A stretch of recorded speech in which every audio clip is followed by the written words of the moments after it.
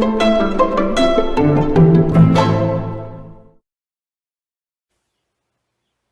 my name is Brandon, and I'm an alcoholic and addict in recovery. And today I want to talk about stepping outside of our comfort zones, why that's important on our spiritual journey, especially for those of us in recovery from alcoholism and addiction. So, reading as I have been for the last few days from The Untethered Soul by Michael A. Singer. Last couple of days, we've talked about how we've created these mental models of the world around us and set up walls and even built houses that represent the world as we expect it to be, and how true freedom really requires us to tear those walls down and to get rid of the house and to just exist in the world as it is rather than the world as we think it should be. So today we're going to talk a little bit about the comfort zone, getting outside of it, how that relates to fear. Starting with some of what he wrote in the text. He says, the moment someone starts behaving in a way that is outside your expectations, your mind starts talking.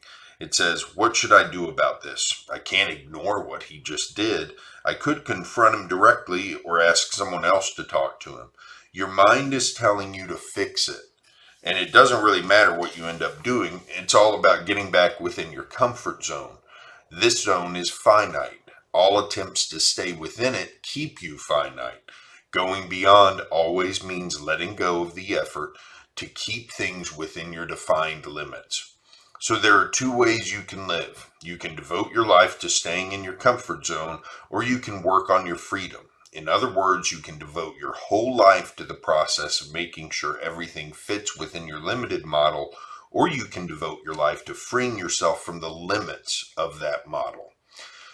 So if you're like me, the idea of devoting your life to stepping outside of your comfort zone sounds intimidating and exhausting. But what Singer is saying here is that really living a life of freedom and liberation and spirituality requires us to do that. And if we want to see the rewards of that kind of life, then we're going to have to do that. So it's important to look at this next section that he writes. He says, when you truly awake spiritually, you realize that you are caged. You wake up and realize that you can hardly move in there. You're constantly hitting the limits of your comfort zone. You see that you're afraid to tell people what you really think. You see that you're too self-conscious to freely express yourself. You see that you have to stay on top of everything in order to be okay. Why? There's really no reason. You've set these limits on yourself. If you don't stay within them, you get scared. You feel hurt and you feel threatened. That's your cage. The other thing he says about this is that you're willing to stay in this cage because you're afraid. And here we get back to the idea of fear. And as we learn in AA and many other recovery programs, fear is one of the major catalysts for all of the issues that we face in our lives. A lot of what we do and a lot of the way we define ourselves and the world around us is through fear. And when we look at the world through the eyes of fear, we see things that can hurt us that actually can't. And so we set these false limitations on what we can and are willing to do. And that sets us up for either failure, or it sets us up for disappointment, or self-pity, or self-loathing, or resentment. It sets us up for all these things that for alcoholics and addicts can lead us back to active addiction. So when we start to work on our fear, when we start to try to tear that down, we're also trying to tear down some of the things that keep us within our comfort zone. And if we get rid of these barriers in our comfort zone, then we have the opportunity to step out into what Singer says is really the spiritual freedom that we're looking for. And he goes on to say, if you still have barriers, you know what they are because you hit them every day, and you must be willing to go beyond them. Otherwise, you will remain in your cage. You actually use the brilliance of your mind to stay inside your cage. Day and night, you plot and plan how to stay within your comfort zone. So I am so guilty of this, not just in recovery, but in my active addiction, trying to figure out how to stay within my comfort zone. In fact, if you had asked me in my active addiction, I wouldn't have seen a problem with that. I would have said, well, it makes sense that I would want to fight for what keeps me comfortable. The problem is, what keeps me comfortable also keeps me where I am. And where I am is not necessarily where I want to be. I want to be moving forward. I don't want to be staying in the same place. And as we learn in a lot of the programs of recovery that we go through, if we're staying in the same place, more than likely we're either already moving backwards or we're going to start doing that pretty soon.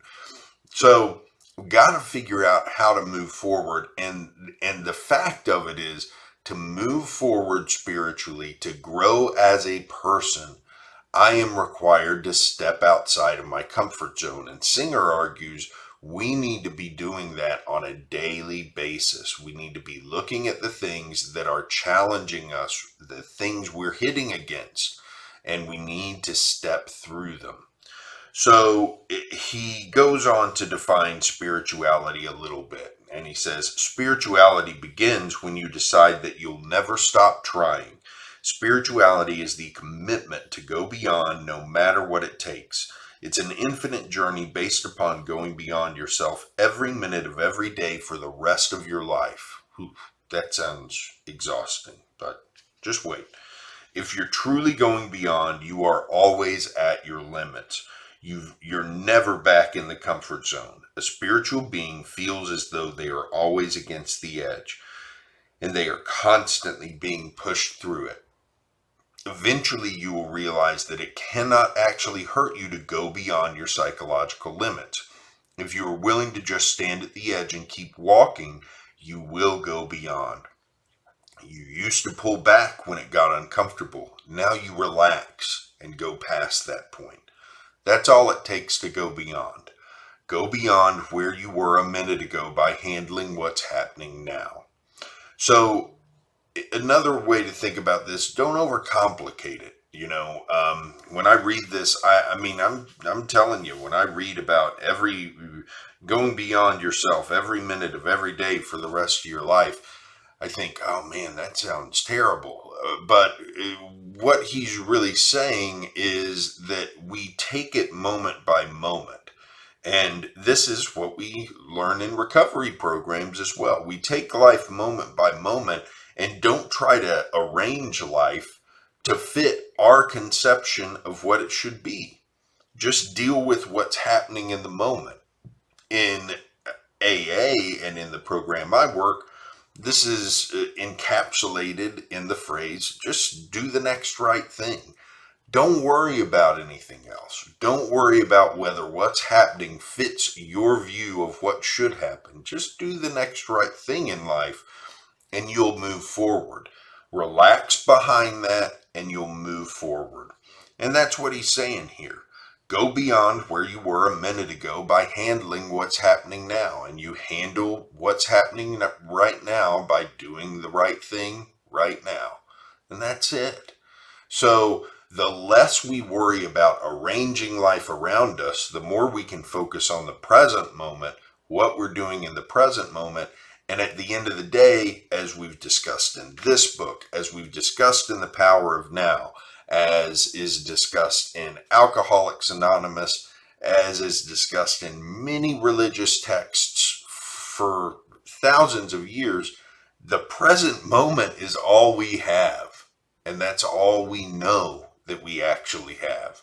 And so it makes sense that we need to focus on that and what's happening in that moment. So the last thing he says about this is, would you like to go beyond? Would you like to feel no edges? Imagine a comfort zone that is so expanded that it can easily fit the entire day, no matter what happens. The day unfolds and the mind doesn't say anything. You simply interact with the day with a peaceful, fully inspired heart. If your edges happen to get hit, the mind doesn't complain. It all just passes through. This is how great beings live. When you're trained like a great athlete to immediately relax through your edges when they get hit, then it's all over. You realize that you will always be fine. Nothing can ever bother you except your edges. And now you know what to do with them. You end up loving your edges because they point your way to freedom. All you have to do is constantly relax and lean into them. Then one day, when you least expect it, you fall through into the infinite. That is what it means to go beyond. So that's a wonderful concept that the things that limit us are our guideposts to freedom, and we hear that as well in a lot of these texts. And so keep that in mind today. Look at where are you being challenged by life to step outside your comfort zone, and then take a deep breath, relax, and do it, and see what happens. See how it feels. Let me know in the comments. If you like these videos, do me a favor, hit the like and subscribe button. Hit the little bell so that you get notifications when a new one comes out. Put one out every day. And I hope you have a good day today, and I'll see you back here tomorrow morning with more.